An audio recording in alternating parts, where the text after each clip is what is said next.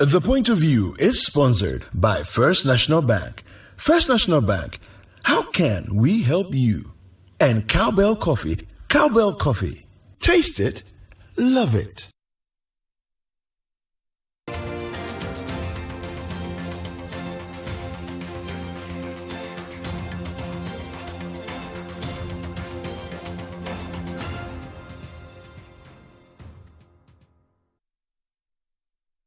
Welcome to The Point of View. This is your favorite current affairs show on television. Here on The Point of View, we pick the right topics, we get the right guests, ask them relevant questions on issues that matter to you. The show is live and interactive, and we will be happy to hear from you. Send us your thoughts on the big debate tonight on the WhatsApp number on the screen. If you're watching on any of the social media platforms, feel free to send us your comments as well, and like and share the video.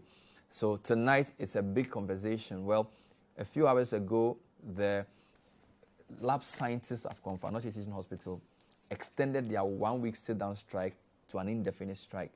They've had some solidarity messages from their counterparts across the country. Tonight we try and understand why they are on strike and delve into the issues of the medical lab scientists from very many perspectives. Stay with us.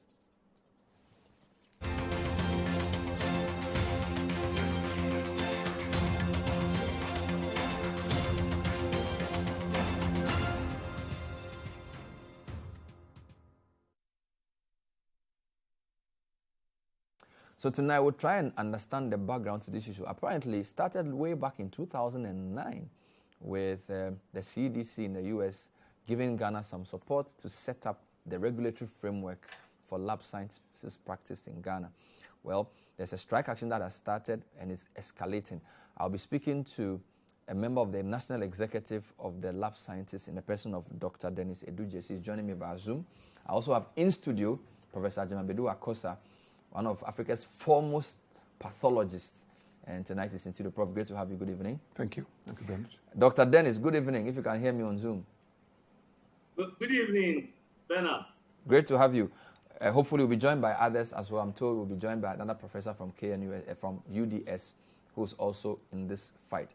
Let me give viewers a quick summary of what we know so far, because the medical lab scientists in Komfo have extended their 1-week sit-down strike to an indefinite strike. Here's a quick report our Ashanti regional correspondent put together summarizing the effects of the strike. The group last week embarked on a 1-week sit-down strike as they demanded a reassignment of 2 hematologists at the Laboratory Services Directorate by the management of the Competency Teaching Hospital. Although the hospital's management says it has put in place an interim arrangement by engaging the services of private laboratory scientists to mitigate the effect of the strike, many people still get stranded at the facility. Some of these people who spoke to City News called on the authorities to resolve the matter as early as possible. I came here for a lab test for my little sister, and when I came, I saw that they were on strike. So I have to go about and searching for where I can get place for them, my little sister, for lab. But when I went there too, I realized that there, yeah, more expensive than here. Yeah,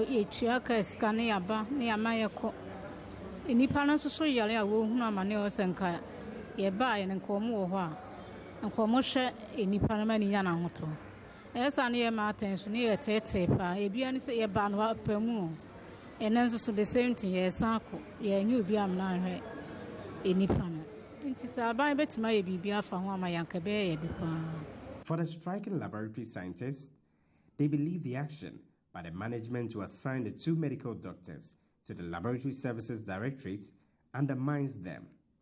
They say there are more qualified persons among their members who are capable of taking up such positions. With the matter unresolved after the expiration of the 1-week window, the group says a total withdrawal of services is the only option available to them. Speaking to City News after the meeting, the chairman of the Competency Teaching Hospitals chapter of the association, Ernest Bedu Boateng, says members in other regions have also expressed their willingness to join the strike. They took stock of what has happened over the week, and management's intransigence, the fact that the ministry has failed at this point to direct management to withdraw the 2 doctors from the hematology lab, the GA decided that from tomorrow, Thursday, 27th of May, 2021, we are beginning a full-blown strike where we will not even report to work anymore. We will not even come and sit down at our workplaces, but we are going to stay home until the 2 doctors or physicians are withdrawn from the hematology lab or the hematology unit. And this strike, indefinite strike, was not given a timeline. It's indefinite. So until our demands are met, we are not returning to work to our labs to serve patients. So that was the decision that was taken at the General Assembly that was held a while ago. And letters have been dispatched already to the management of Confanoche to that effect. We are picking signals that, we are so happy that our sister teaching hospitals in Kuala Lumpur, in Hull, in Cape Coast, and in Tamale are realizing that, yes, this fight is not our fight alone, because we are all sister hospitals. We are all in the same category. So if they don't come on board to help us to fight this and win this battle, when we are conquered here, the next target will be them. So they are also coming on board. So from tomorrow, you'll be hearing them also declaring a strike, indefinite strike, to support our strike that is happening here. The last time we met management was last week, Monday, and it didn't yield any results. Management were of the point that the board has ruled on this matter, and so they are more like implementing the board's ruling. But as I speak to you now, we as an association don't have any communication or any letter explaining to us what kind of ruling the board gave. So that was a report summarizing today's activities. So the trigger to the strike was the appointment of 2 hematologists to work at the Confanoche Teaching Hospital lab. Who are the key stakeholders? So I have obviously the Ghana Association of Medical Lab Scientists who are on strike. There's also the Medical Scientists Society of Ghana. Then there's the College of Physicians and Surgeons. Then the Allied Health Professionals Council. What are the key issues? Who should be allowed to work in a lab? That's the first issue. Who can head the various levels of labs in the country? And who should regulate all of these? Let's hear from the Ghana Medical Association briefly. They issued a press statement today. Actually, it initially was issued on May 19. The statement was signed by Dr. Frank Ankobia and Dr. Justice Youngson. And I'm just going to read portions of the statement. Press statement on some disturbing developments at Lab Division Confanoche. So this was when the sit-down began. Attention of GMA has been drawn to a very disturbing development at the Lab Division of Confanoche Teaching Hospital involving 2 of our members practicing as clinical hematologists. The demands by the Ghana Association of Medical Lab Scientists, Confanoche chapter, to have these 2 hematologists who are lab physicians, who are currently at post at lab, removed and further going on to threaten an industrial action if their demands are not accepted to by the hospital management, is ill-informed and completely unacceptable. Strong words. It is worthy to note that the employer has the sole prerogative to determine the duties and workspace of all its employees. The GMA takes a very serious view of the letter dated May 18, 2021 by the association associating itself with this illegality and threatening a nationwide strike if the demands of the local union are not met. The GMA has every confidence in the management of CATH and its ability to resolve the impasse, create a conducive environment, working environment for all its staff, and ensure cohesion in the health sector. Nonetheless, it will not stand aloof while our members are threatened or harassed wherever they find themselves. We hereby serve notice to the Ministry of Health, the management of CATH, and all stakeholders that the GMA will respond appropriately should this illegality on our members be acceded to. The GMA, however, assures that the affected doctors and its members across the country will not condone any form of harassment of our members in their line of duty, and this will be fiercely resisted. The GMA calls on all doctors and dentists in the public sector to stand by for further directives in this regard. This unfortunate situation, when one labor union threatens the members of another, should stop forthwith. So the lines are clearly drawn. The Medical Sciences Society are not in favor of the strike. The Physicians and Surgeons College obviously will not support the strike. Neither will the GMA. But it appears the Allied Health Professional Council may be on the side of the strikers. So let me start with the strikers. Doc, good evening. Thank you for joining us. From my reading of the report from Professor Aite's committee, I see there are three main issues of disagreement between the two groups of professionals. And so correct me if I'm wrong. According to the Aite committee, the three main issues are: one, who should be allowed to practice their profession in hospital labs? That's issue number one. Number two, who can head a hospital lab? That's issue number two. And number three, who should regulate the personnel working in and facilities at hospital labs? That's my reading of the three main issues. I put them on the screen. Who should be allowed to work in a lab? Who can head the various levels of labs? And who should regulate the personnel who work in labs? If this is correct, we'll take them one by one. Doc, are these the issues of disagreement? Bernard, thank you very much, and good evening to your listeners. And Prof, good evening. Good evening. Bernard, I think you are right. So virtually, the issues are what you stated in the Prof Aite's committee. But the very unfortunate thing that the committee, in our view, couldn't do, and if you look at the terms of reference that they had given them, was for them to look at best practices across the globe, best practices that are defined by jurisdiction, best practices that are defined by law. And unfortunately, the committee that was made up of 3 professors actually failed to answer that particular question. Even for the 3 that you have stated, it's quite difficult for that document to be used to make that decision. And for that reason, we still sit at the Labour Commission, and the minister has not been able to, on 2 counts we have met at the Labour Commission, has not been able to use the document to make a decision. So for us, the only thing we make out of the Prof Aite's committee is that for the very first time, the Ghana College for Physicians and Surgeons actually documented their thoughts, actually documented their thinking, actually documented their agenda. Recording stopped. And you go on also to the Ghana Medical Association. For all this while, because they are the superpowers in the health industry and controlling affairs from the DG and everything, they also documented their thoughts. Now let's come back to the Medical Society, is it MSSG? You realize that they will always go back for them when GMA wants to make a point that we are chasing people out of the law. But let me come back to the history that you cited.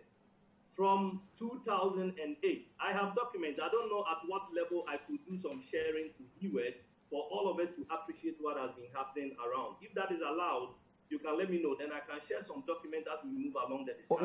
You want to share your screen? Why not? You can share. Excellent. So that is fine with me. If you look at the Ghana Association of Medical Lab Scientists, that is the second professional body to be registered in Ghana. So our registration code is PB2, somewhere 1973. Next after Ghana Bar Association, all under the laws of NRCD 143. That is where the Professional Body Registration Act, the NRCD, actually operates. So if you look at how early we were able to register as a professional body under the law 143 NRCD, then it presupposes that we would have come very far. But it will interest you to know that if I may use some biblical example, there are Ahithophels and the rest that actually are fighting against the people to build a wall, are all around. And let me show you one document. And that is why we are where we are.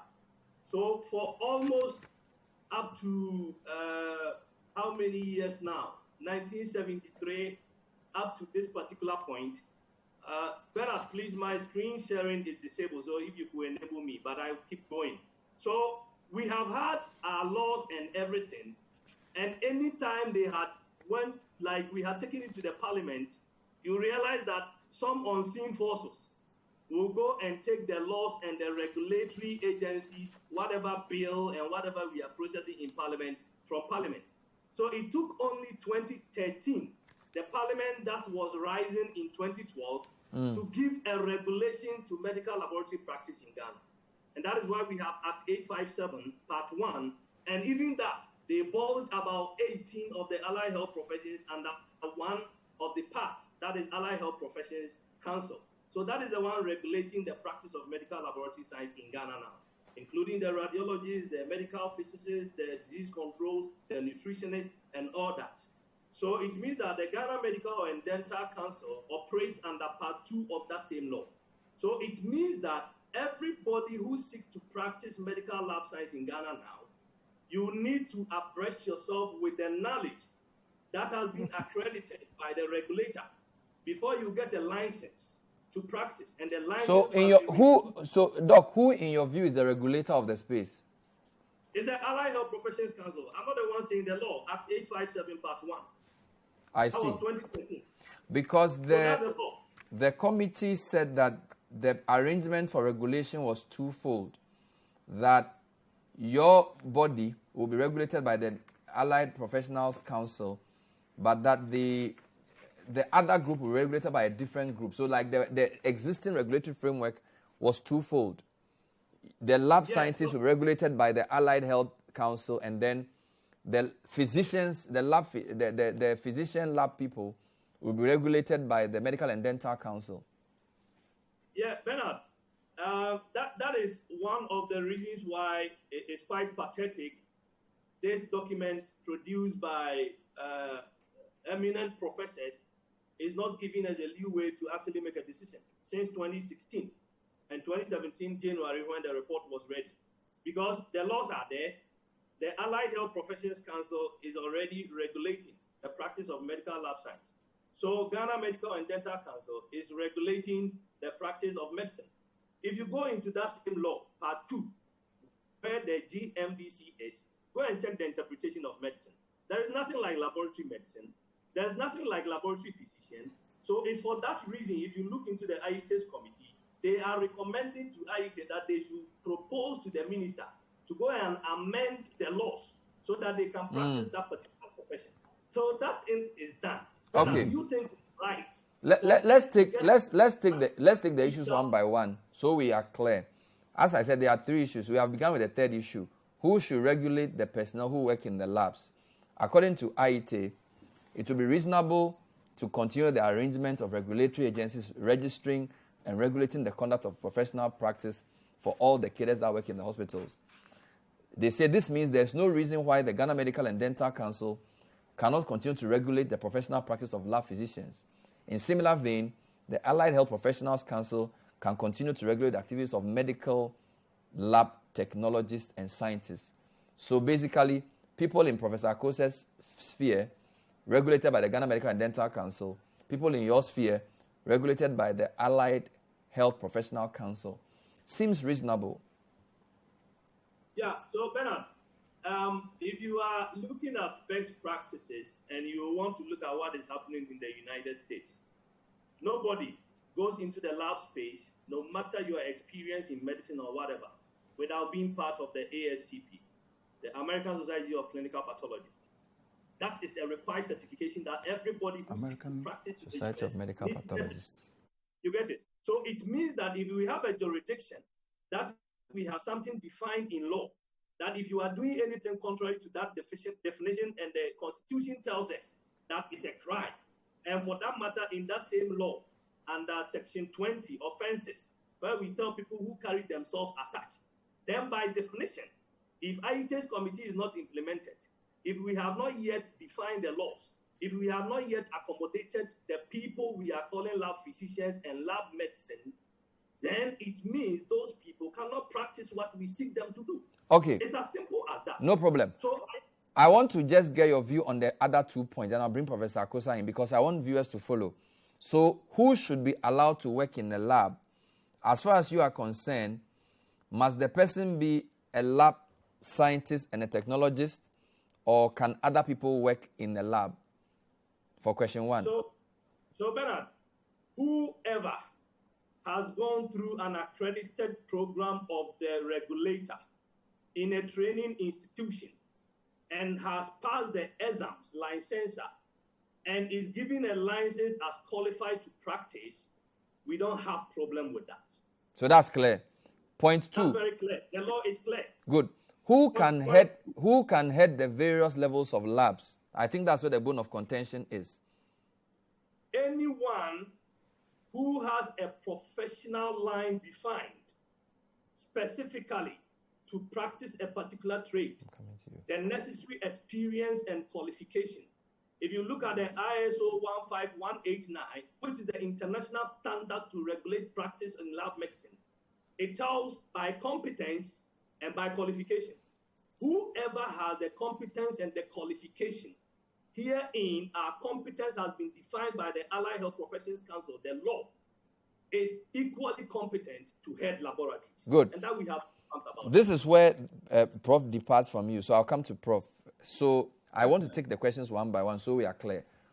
So Prof, let's start with the issue of who heads various levels of labs. And Doc, I'll come back to you. Because from my reading of the situation, that seems to be the bone of contention. No, I don't think so. You don't think so? I think we would need to go to the regulatory side first. Who should regulate personnel who work in the labs? Good, let's start there. The Allied Health Professional Council regulates allied health professionals.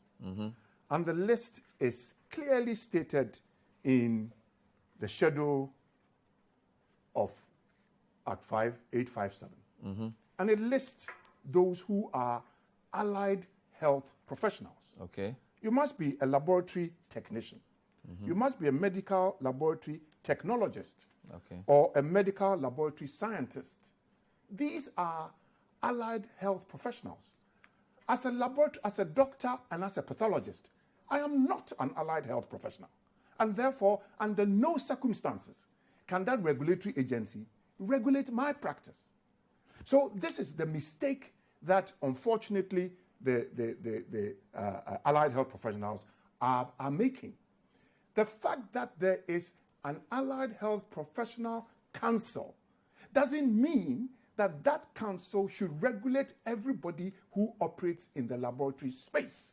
And let me say this, that I trained in laboratory medicine in Ghana. I started in 1980. And in 1980, as part of the practice, you are supposed to go to all the 4 disciplines in pathology. So you go to hematology.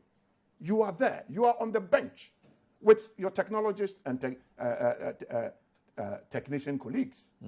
You go to microbiology. You do the same. You go to chemical pathology. You do the same. You come to anatomical pathology or cellular pathology. You do the same.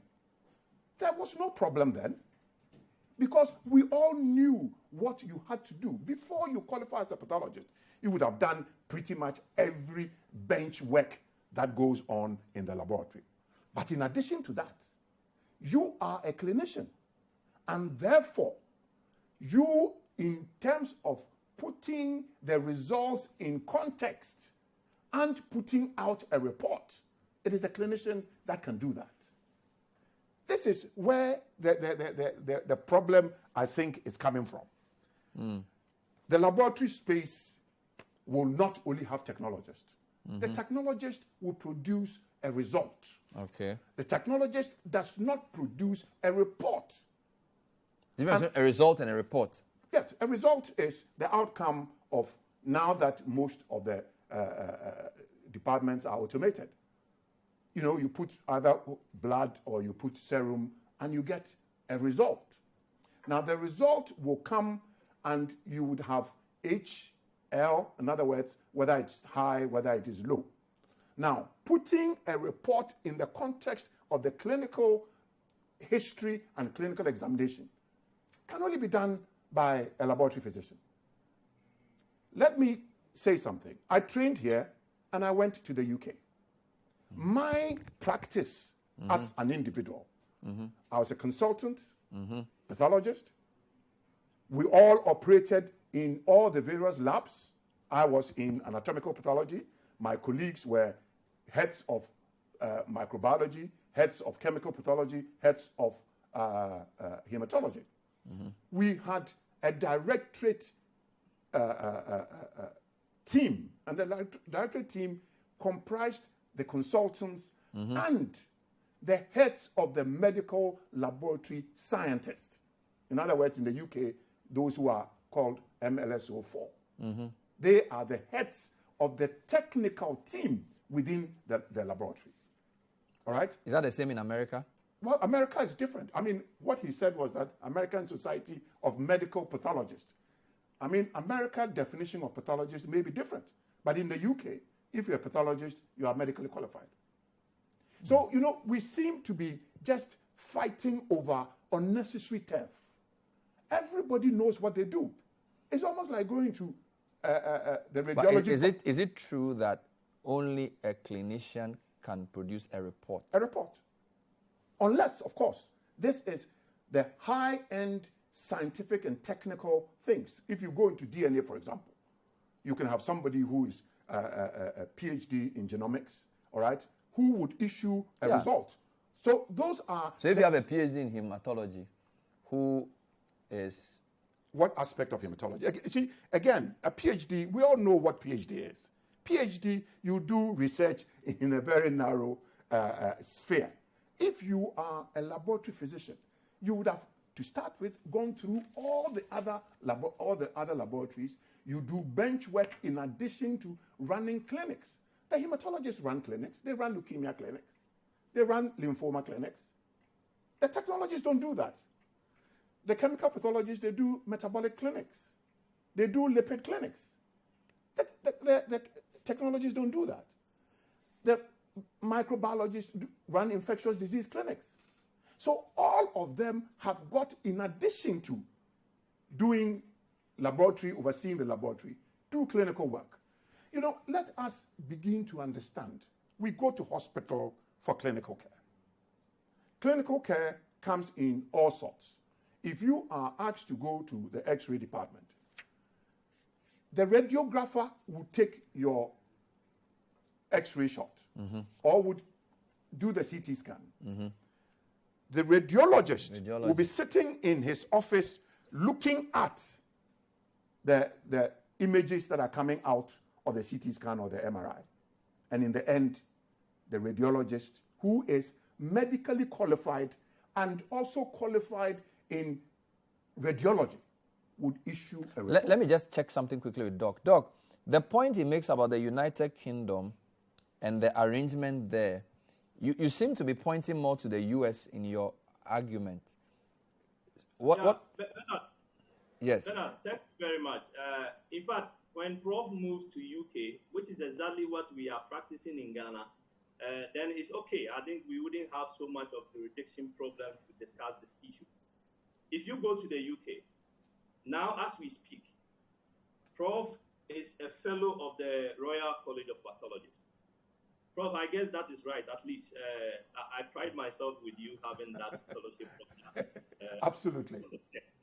But Bernard, check and see in the last 5 years, you are going to get medical lab scientists, biomedical scientists. That is the UK. That's how they will classify them. So you realize in Ghana, we are still using biomedical scientists, even though the law is classified as medical lab scientists. The employer has still not changed it. We are having people that have gone through the stream that can go to that same Royal College that Prof attended, get the same fellowship that Prof is having, and come and be a cytologist or histologist. You get it? So if Prof is saying, for those past years and everything, things have changed. It's made room for professionals to develop in their line of practice. And that time where everything must end with a medic, we are getting away from that age. And I have the document here to show you the curriculum. If I go to the UK... Let me make a correction. Of course, scientists can become fellows of the Royal College of Pathologists. But there's a limit to what the scientists who are fellows of the Royal College of Pathologists can do. Of course, they cannot run metabolic clinics. They cannot run infectious disease clinics. They cannot, because they are not medically qualified. So there are distinctions. But the fact of the matter is that a scientist of repute can become a fellow of the Royal College of Pathologists. But my God, they know their limitations. The problem we have in this country, sadly, is that our medical laboratory scientist community do not really appreciate their limitations. They do not believe that, look, to hematologists. Where should a hematologist go and practice? Hematologists are doctors who have trained in blood diseases. Of course, in their training, they are supposed to learn bench work, even though ultimately they will not do bench work. But they are supposed to learn so that... Where bench work is what? Bench work is doing or getting the results, what you do. So you go separation... the lab work. Absolutely. So separation of serum, whether it's even if you go to the blood bank, whole blood, whether it is all those things. You're packing platelets. We all did that. Because you have got to know how the results is generated so that if there are problems, you can interpret it. So let me just get a quick question from Doc. Is it true that lab scientists who are not physicians cannot generate reports? They can produce results, but can't generate reports. That's a profound point Prof makes. Would you concede to that? Bernard. Yes? I see it as just an interplay of words, report and result. What goes into it? You get it? Report and results, what goes into it? You can generate reports, you can generate results. If Prof wants us to take the definition of generation of results is coming from the machine, I'm not surprised. The suggestion is that we need to redefine the jobs of what med scientists, because it's a machine that is just producing results. So it's just like anybody can. No, but Doc Dennis, I'm a layman, but if I get an A in mathematics, that's my result. But if you put together aggregate 6, that's like a report. So you put A, B, C, D together, then you say I get aggregate 10. So you put different results together to get a report. I think that's the sense in which he's saying it. So the individual outcome is the result. Putting it together into a document that makes sense is the report. So Bernard, that by simply using that analogy, that is why I find it difficult to understand what Prof means by saying that you can produce report as a med lab scientist. You can produce report as somebody PhD in the area. You can produce report as somebody who is a consultant in that same area. Now we have the West African Postgraduate College of Medical Lab Science that have 80 specialists in Ghana. You get it? So I was going by history to tell you something. Let me share my screen. Let's take a short break. When we come back, I'll let you do that. This is the point of view. We are doing a crash course in medical lab science, hematology, pathology, and all the lologies. Stay with us. My guests are Dr. Dennis Edu JC and Professor Agyemang Akosa. Send us your comments. I've received some. I'll read them as well. We'll be right back.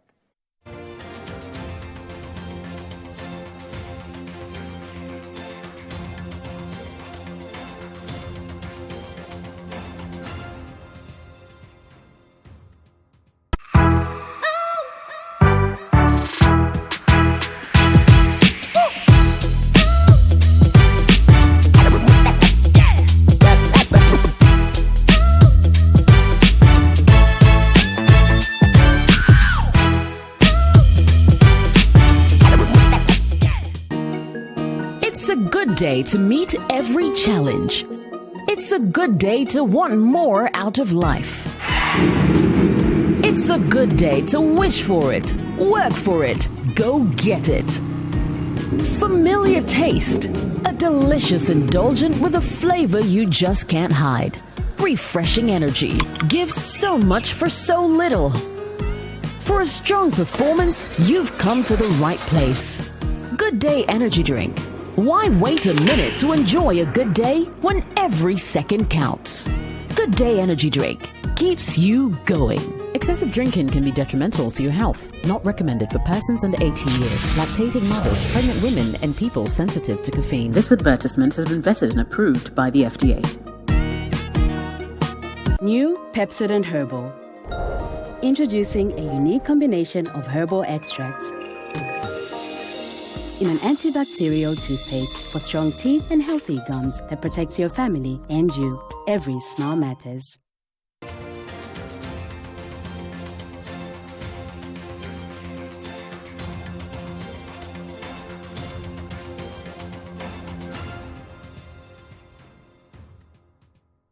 Welcome back to The Point of View. Tonight, my guest, Professor Agyemang Akosa, former DG Ghana Health Service, Dr. Dennis Edu JC, who is an executive of the National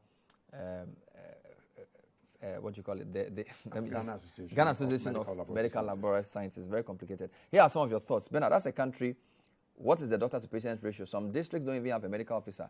The Suhum government hospital doesn't have pediatrician, and GMA says doctors should be allowed to sit in the lab. Ghanaians must rise. Yeah, from Suhum. She also says, I'm a concerned mother. Why does a doctor want to be in a lab in this time? Mr. Bernard, GAMLS has come of age like other professional bodies for sanity to prevail in the health service delivery. Every professional body should stay in their lane. Long live GAMLS. Bernard, does the IT committee report overrule the Act of Parliament, Act 857, as it stands? This is Tanko in Kumasi. Good evening, CTTV. Please ask Professor Akosa how many specialists like cardiologists, neurologists, serious pathologists like himself, etc., do we have in Ghana? Not to even mention the doctor-to-patient ratio. Instead of specializing in these critical areas to help citizens, they are entering labs to do what? They are scared of the specialization to help Ghana, and people are being flown out of the country for some simple surgery at high cost. The doctors should give us a break. They are not helping our health system. Bismarck in Kumasi says, if the lab doesn't belong to the lab scientists only, then the consulting room shouldn't belong to the physicians only. Lots of comments. Nobody can pretend to understand medical lab science than medical lab professionals themselves. The fundamentals will expose you. We are laboratorily qualified, for we are proud of what we are. Fundamentals. Yes. Kwame says a hematological clinic can be made up of clinical hematologists, lab hematologists, nurse hematologists, etc. So a doctor can head, but a lab is where clinical tests are performed. Performance of tests is the sole responsibility of lab scientists. There's no ambiguity in this. Okay, Prof. Let's deal with the second issue. We've dealt enough with the issue of who can regulate. Who can head the levels of lab? I'll start with you. Again, the report seems to suggest that in the past, you people said doctors typically head these labs, but they feel that somebody with a PhD in some of these fields should be able to head a lab. I do not have a problem with that. You don't? I think as far as who heads the laboratory is based on competency. So it shouldn't just be a doctor? No. Of course, if there is a laboratory physician who is competent, if I am in a lab, I mean, I don't see how you override somebody like me. Let me read what the doctor said. The doctors that met the committee repeatedly made the case that they have historically run hospital labs in Ghana and elsewhere. While this is certainly the case, there's ample evidence that in many public institutions around the world, distinction is made between professional practice and management role that capable professionals may be called upon to play. Some of the individuals and groups that we interacted with suggested strongly that the issue of practice and headship needs to be decoupled. They often made the point that it was unacceptable for a PhD holder in medical lab science, like Doc, should not be able to head a lab if there was a much less experienced and capable lab physician present in the lab, like somebody in your field who has just 3 years experience. The committee is inclined to support this last view. The appointment of a head for the hospital lab should ideally be the responsibility of the hospital management. In making the appointment, the relevant scientific and technical preparation should count, just as the ability to provide leadership to a multidisciplinary team. So basically, ITEC agrees that for heading a hospital lab, it doesn't have to be somebody like you alone. Somebody like him as well can head that. And you don't have a problem with that? It depends on the type of department. But let me say this, that so long as that lab space has different professionals within lab space, the headship can be based on competency. But we cannot sit here and say that the lab space is for medical laboratory scientists alone. Where in this world? Are you talking about headship or No, okay. I'm saying that so long as the lab space has different professional So you're talking about who should be allowed to practice their profession in a hospital lab? Yes. I mean, it shouldn't just be them. No, yeah, absolutely. Because you see, the headship is based on the competency of the different professional groupings. So of course, if you are in chemical pathology and you have got somebody who has a PhD in clinical chemistry, and the person is the most competent person, of course, the person can be the head of department. I mean, when I was in the medical school, the head of department for chemical pathology was Dr. George Swanika. Swanika was a PhD. Even though there was Professor T.D. Osafo, who was also who was a chemical pathologist, medical and chemical pathologist. Swanika was more experienced at the time. Swanika was, should I say, probably older and had been in the department much longer. So even in the medical school, that happens. You understand? So on the leadership issue, you are not raising issues. As far as I'm concerned, it is the most competent the most competent. So at least you have some common ground there, because that's what they were fighting for. But the point is, that is why I'm saying that they seem to be punching way above their weight. Look, medical laboratory scientists have edged out biomedical scientists. Why? When almost all of them were trained by biomedical scientists. Why? When you say they've edged them out of the hospital, of the lab space? Oh, yeah, no, because now, if you are not a member of the Ghana Association of Medical Laboratory Scientists, you cannot. Really? Yeah, of course. Even in the letter, they clearly stated that they asked the Ministry of Health not to employ biomedical scientists. And to work in labs? Yes, and yet, I would say without equivocation that most of them in this country were trained by biomedical scientists. Oh, Doc, why are you doing that? You know? Why don't you want other people to work in the lab? Why should only your people work in the lab? Leonard, thank you very much. So, I don't know, is the screen sharing okay? Can you see it now? No. Yes, we are seeing your screen now. All right. So this is, I will come back to that position, but I think where Prof was coming from, I thought I should just put something in context. Prof has just landed exactly where we don't have problem at all. If actually the position had been as he's saying, we wouldn't have had problem at all. I'm showing you the Ghana National Health Laboratory Policy document, page 18. This is the document that the Ghana College of Physicians and Surgeons had suggested that till they make and effect this change, they won't allow the document to go. So since 2013 is lying down. What is the statement over there? Look at the point C. Laboratory services at all levels shall be headed and managed by a qualified laboratory what? When we have professionals, the Ghana College of Physicians and Surgeons are saying it should be laboratory physician. With current registration by the regulatory body, no, and saying Ghana Medical and So Prof's position, in your view, is reasonable, but the Ghana Medical Council, Ghana Medical and Dental Council is insisting that I should be a lab physician, like him, even though he wouldn't have a problem. No matter my qualification, then I look at the second part. With current registration with Ghana Medical and Dental Council, on what grounds, wherever in Ghana here, can I, with my PhD, also a consultant with the West African Postgraduate College of Medical Lab Science, ever you register with Ghana Medical and Dental Council? So Prof and Prof Aite have the same view, but Ghana Medical and Dental Council think you must be a lab physician to run as the head of a lab. So for that reason, we don't have a lab policy since 2013. Reaction. I don't think that is the only reason why we don't have a lab policy. Prof. No. Let me just hold you there, because you see, throughout.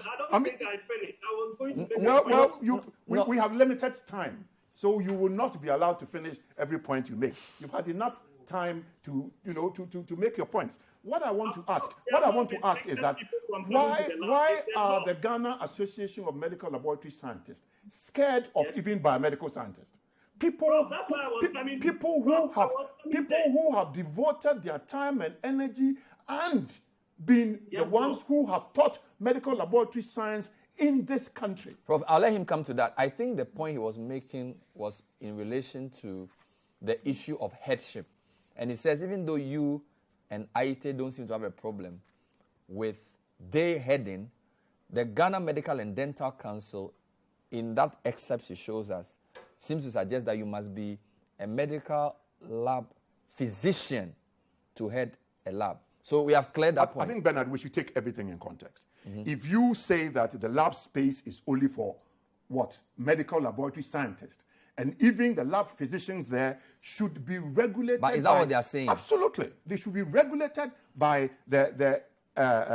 what is it? No, let's hear from the horse's own mouth, because let me just declare, Doc, what are you saying about who should be allowed to practice in a hospital lab? Just to be clear, what are you people saying on that? So Bernard, the point is that we are not saying these people, those people. I think I made it clear. Whoever has gone through the training and everything. Now, I told you in 1973, the profession had registered. And up to now, I can show you a letter from even Prof. Akosa that is suggested that now we have a 6-year training, Doctor of Medical Lab Science in UDS. And Prof. Akosa was questioning why we need that training in Ghana. No. I did not say, I wasn't questioning why we needed that. I was questioning the faculty members who were training at that level.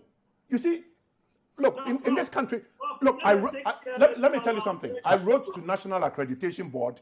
National Accreditation Board wrote to me to say that they had not accredited that program. So why is UDS still even running that program? In this country, any program that is run must be accredited by the National Accreditation Board. Can we take the issues one by one? The program is Doc. listed on the National Accreditation Board's website. Doc. So it will be very, very difficult to appreciate if National Accreditation Board has not accredited it and it's listed on their website. Can we take the issues one by one? I just want to be clear on this. Yeah, so Bernard, I am coming to a point that we have not chased anybody out of. So from 1973 up to now. So what is the purpose of the strike? So we have the law. No, Doc, you see, Doc, help me. Yes. I want to understand, because you see, the trigger to the strike was the appointment of 2 hematologists to Confanoche Hospital lab. Yes. They were not even supposed to head. They were just supposed to go and work there. And your people say they don't like it. So my question is it your point that only medical lab scientists should work in the lab? If not, why are your people striking because of the 2 hematologists? So Bernard, the point is that the law, as Prof read, 857 Part 1, with the definition that Prof gave us. Unfortunately, I don't have my copy here, but thanks very much, Prof, for reading it to the public. It's clearly telling you who a medical lab scientist is. We didn't define that. The law is the one saying that. 1, you should have abreast yourself with the core programs and the advanced programs, just like the UK. So if you have gone through the program, nobody has been chased out of the lab when you have shown proof of qualification. Is Prof saying that physician assistants, having gone through a program as prescribers, when they see them in the consulting room, so just putting themselves as medical doctors, when they are not recognized as such by the Ghana Medical and Dental Council, that is allowed? No, but they operate in the consulting room. You are preventing people from operating within the lab space. Bernard, let me just read certain things. And the cheek of it, let me just read certain things to you. That Ghana College of Physicians and Surgeons members want to head the laboratories, but they believe they lack the requisite qualifications.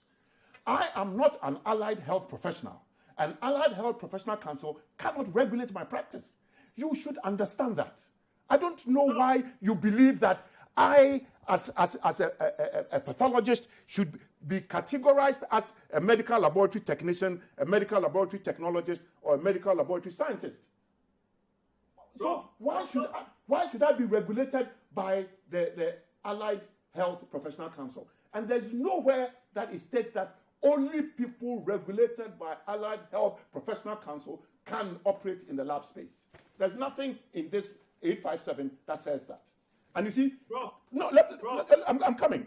It says Ghana College of Physicians and Surgeons has also refused to bring their students for orientation. People are being transferred into the laboratory space, and you're driving them away. And because of that, there's a national strike.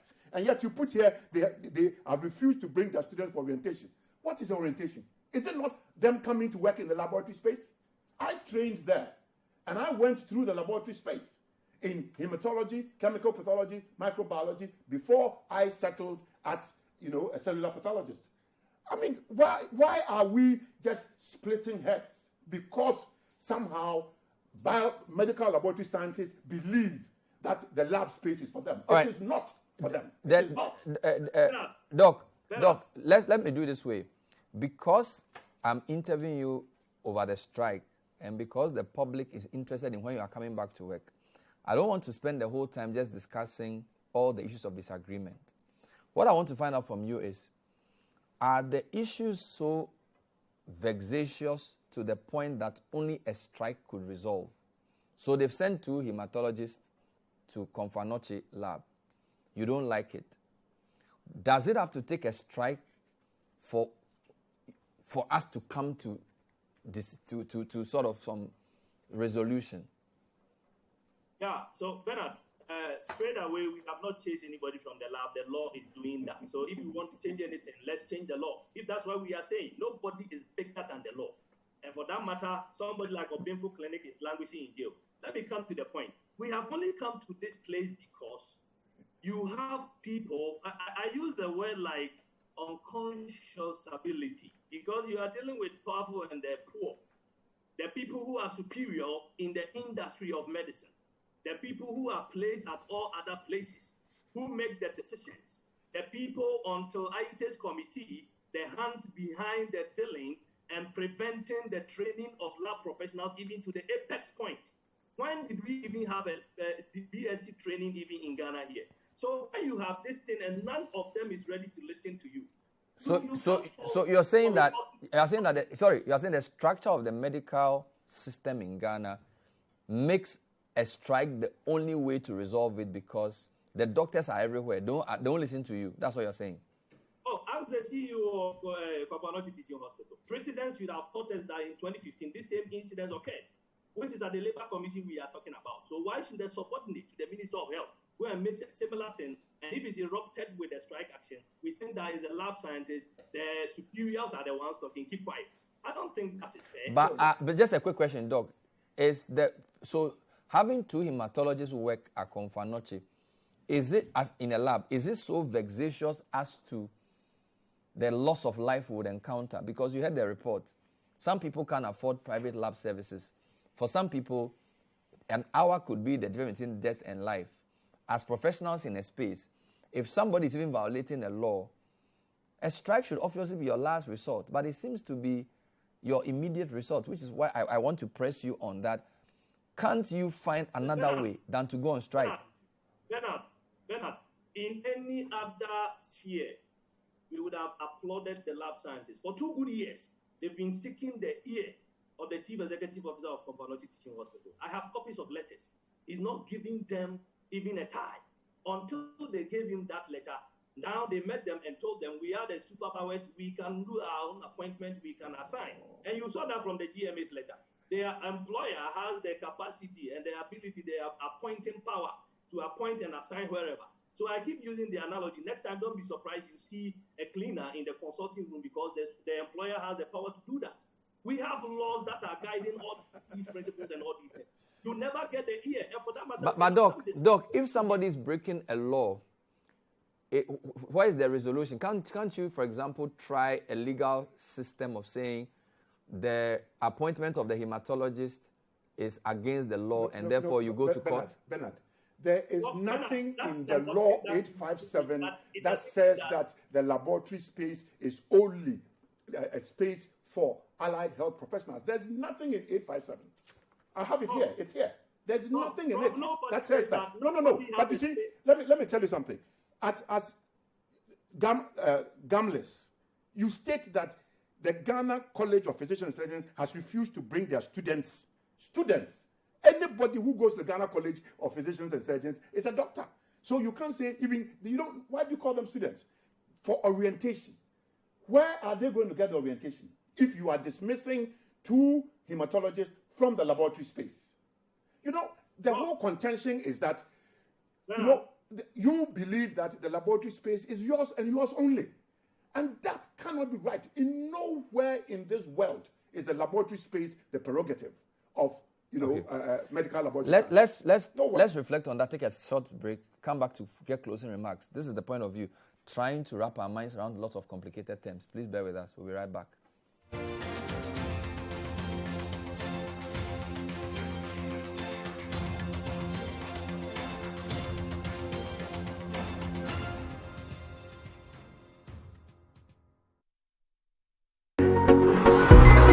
Woke up this morning. Nothing wakes me up better than a cup of cowbell coffee. Delicious coffee aroma.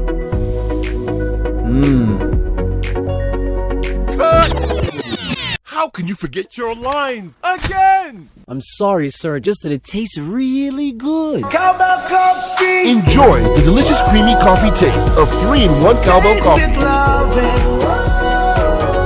It's a beautiful day. Waiting. Cowbell coffee. Taste it, love it. This advertisement has been vetted and approved by the FDA. It's a good day to meet every challenge. It's a good day to want more out of life. It's a good day to wish for it, work for it, go get it. Familiar taste, a delicious indulgent with a flavor you just can't hide. Refreshing energy, gives so much for so little. For a strong performance, you've come to the right place. Good Day Energy Drink. Why wait a minute to enjoy a good day when every second counts? Good Day Energy Drink keeps you going. Excessive drinking can be detrimental to your health. Not recommended for persons under 18 years, lactating mothers, pregnant women, and people sensitive to caffeine. This advertisement has been vetted and approved by the FDA. In Africa, help is what we do. That is why we, at First National Bank, are relentlessly driven to provide real help to you. The passionate and courageous, the creators and the optimists. These are the entrepreneurs we support, the communities we uplift. It is because of you that real help is what we do. First National Bank, how can we help you?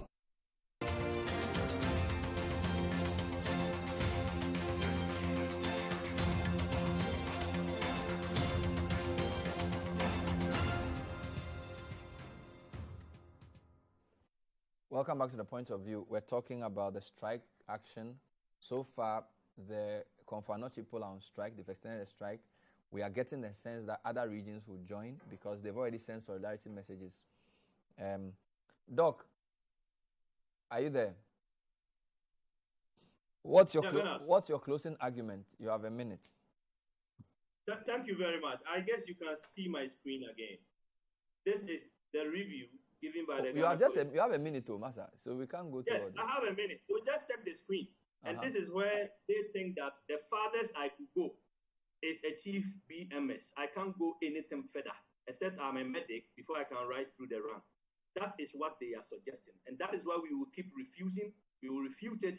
Anybody who has the qualification by the Allied Health Professions Council, gone through the training, is qualified to be in the lab space, to practice laboratory medicine, and also to actually go ahead and even rise to whatever level of directorship that you can attain. Thank you. I think we don't have any problems about who is coming once you are qualified and competent. Thank you. Prof, you have the last word. Well, I mean, I would read from the GAMLES presentation to the anxiety committee. And it states at one point that only qualified and experienced biomedical laboratory scientists or professionals from the Ministry of Health, Kolebu Teaching Hospital, should head the Kolebu Teaching Hospital laboratory facility as directors for optimal, effective, and efficient patient care. And I beg to differ. They even go to the extent of saying that Ghana College of Physicians and Surgeons lack the requisite qualifications. You know, we've spent time here making sure that the medical laboratory scientists become the professionals they are today. I remember when I came back, they were only doing certificate programs. We helped the diploma program, we helped the BSc program, we helped them do MPhil. And today, they have the audacity to kick back at us and even drive biomedical scientists out of their profession. It used to be the Ghana Association of Biomedical Scientists. Of course, as a laboratory scientist, you're a biomedical scientist in generality. You know, why are they kicking everybody? Why are they putting up a fight against everybody? Thank you, Professor Jimabedu Akosa. Thank you, Dr. Dennis Edujesi.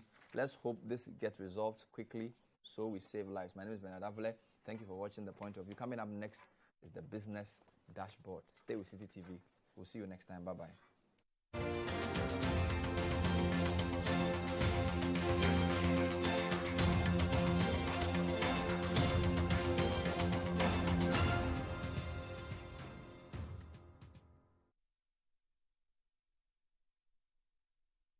The Point of View is sponsored by First National Bank. First National Bank, how can we help you? And Cowbell Coffee. Cowbell Coffee. Taste it, love it.